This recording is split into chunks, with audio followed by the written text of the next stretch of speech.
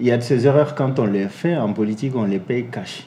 Et le M5 RFP continue de payer l'une des erreurs qu'elle a commises dès le départ. C'était de n'avoir pas mettre en place un accord politique formel avec les militaires autour des actions à conduire dont il faut prioriser et autour même des départements ministériels, notamment des départements régaliens dont il faut occuper.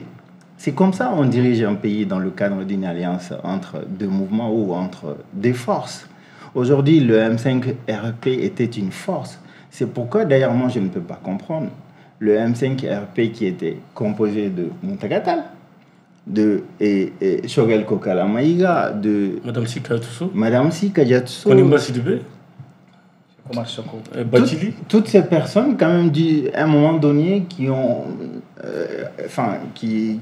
voulu être président de la République. Alors que quand on veut être président de la République, ça demande quand même un niveau de préparation et un niveau également d'organisation dont il faut au moins avoir minimum de 50 à 100 personnes avec lesquelles on va diriger le pays, que ce soit au sein de la classe politique, que ce soit au sein même des magistrats ou même au sein même de la société civile. Il fallait dès le départ mettre en place un accord politique. S'il y avait un accord politique entre le mouvement M5RP formel avec le militaire, on ne serait pas dans ce scénario.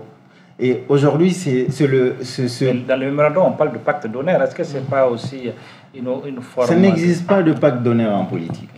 Ça n'existe pas. Ce qu'il faut comprendre en politique, c'est que chaque lendemain réserve une surprise. Les bouleversements politiques, c'est d'une minute à l'autre. Les paramètres peuvent changer selon les circonstances et les réalités. Et si au début, on ne savait pas qu'on allait faire 4 ans, de toute façon, s'il y avait au moins un accord formel, on aurait réadapté cet accord avec le temps, mais on ne serait pas aujourd'hui quand même dans cette difficulté.